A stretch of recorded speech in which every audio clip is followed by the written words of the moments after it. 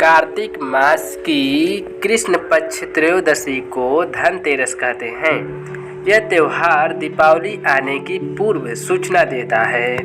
इस दिन नए बर्तन खरीदना शुभ माना जाता है। धनतेरस के दिन मृत्यु के देवता यमराज और भगवान धन्वंतरी की पूजा का महत्व है। भारतीय संस्कृति में स्वास्थ्य का स्थान धन से ऊपर माना जाता है।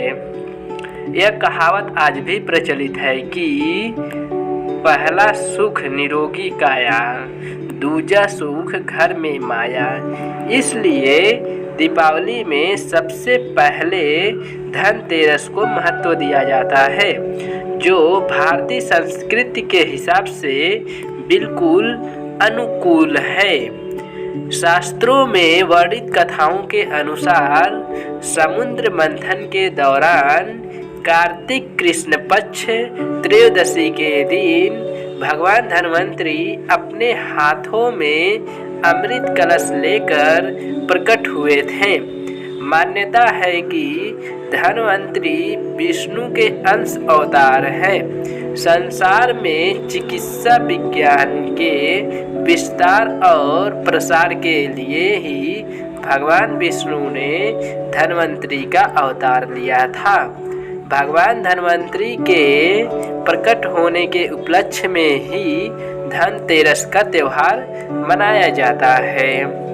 आइए अब धनतेरस की असली कहानी क्या है वो पढ़ते हैं। धनतेरस की कथा। धनतेरस से जुड़ी कथा है कि कार्तिक कृष्ण पक्ष त्रयोदशी के दिन देवताओं के कार्य में बाधा डालने के कारण भगवान विष्णु ने असुरों के गुरु शुक्राचार्य की एक आंख फोड़ दी थी। कथा के अनुसार देवताओं को राजा बलि के भय से मुक्ति दिलाने के लिए भगवान विष्णु ने वामन अवतार लिया और राजा बलि के यज्ञ स्थल पर पहुंच गए।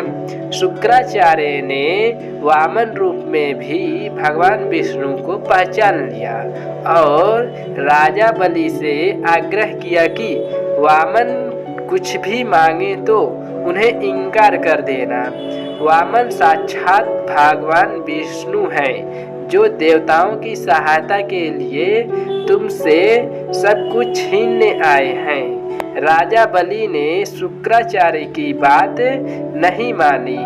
वामन भगवान द्वारा मांगी गई 3 पग भूमि दान करने के लिए कमंडल से जल लेकर संकल्प लेने लगे।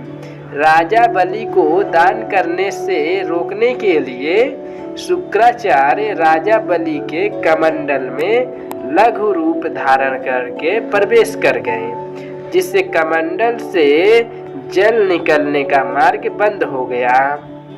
वामन भगवान शुक्राचार्य की चाल को समझ गए। भगवान वामन ने अपने हाथ में रखे हुए कुशा को कमंडल में ऐसे रखा कि शुक्राचार्य की एक आंख फूट गई। शुक्राचार्य छटपटाकर कमंडल से निकल आए। इसके बाद राजा बलि ने 3 पग भूमि दान करने का संकल्प ले लिया। तब भगवान वामन ने अपने एक पैर से संपूर्ण पृथ्वी को नाप लिया और दूसरे पग से अंतरिक्ष को। तीसरा पग रखने के लिए कोई स्थान नहीं होने पर राजा बलि ने अपना सिर वामन भगवान के चरणों में रख दिया। राजा बलि दान में अपना सब कुछ गंवा बैठा। इस तरह राजा बलि के भय से देवताओं को मुक्ति मिली और राजा बलि ने जो धन संपत्ति देवताओं से छीन ली थी, उससे कई गुना ज्यादा धन संपत्ति देवताओं को मिल गई। इस उपलक्ष्य में भी धनतेरस का त्योहार मनाया जाता है। इस दिन अपने सामर्थ्य अनुसार किसी भी रूप में चांदी या अन्य धातु खरीदना अति शुभ है। धन संपत्ति की प्राप्ति के हेतु कुबेर देवता के लिए घर के पूजा स्थल पर दीपदान करें एवं मृत्यु के देवता यमराज के लिए भी मुख्य द्वार पर भी दीपदान करें। ऐसा करने से आपके घर में सुख समृद्धि की वास होता है। इस तरह के कहानी पढ़ने के लिए हमारे चैनल को सब्सक्राइब करें। धन्यवाद।